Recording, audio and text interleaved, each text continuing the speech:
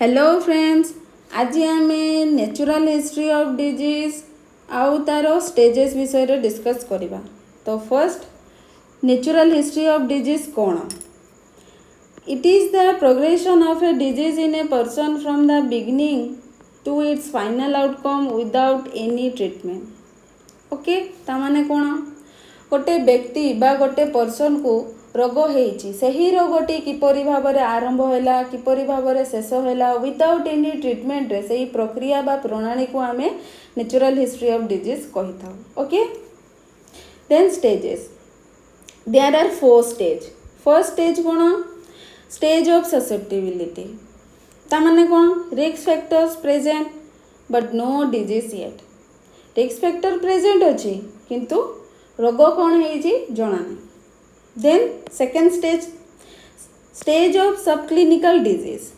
तामाने कौन? Disease begins but no symptoms yet.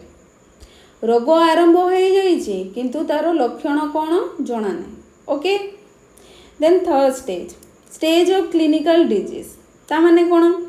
Symptoms appears disease can be diagnosed. जेहेतु लक्षण जना पड़ुची तो आम डायग्नोस करिपरिबा सही रोगटी को।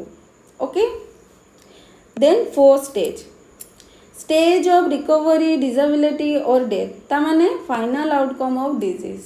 गोटे व्यक्ति रोगरू रिकवरी भी हो पारिबो, डिसेबिलिटी रे भी एफेक्ट हो पारिबो और डेथ मध्य हो पारिबो। ता होची फाइनल आउटकम ऑफ डिजीज। तो आज आम कौन जानिलु? Natural history of disease, stages. Okay, तो मु मोर टॉपिक ये शेष करुच्ची। Thank you.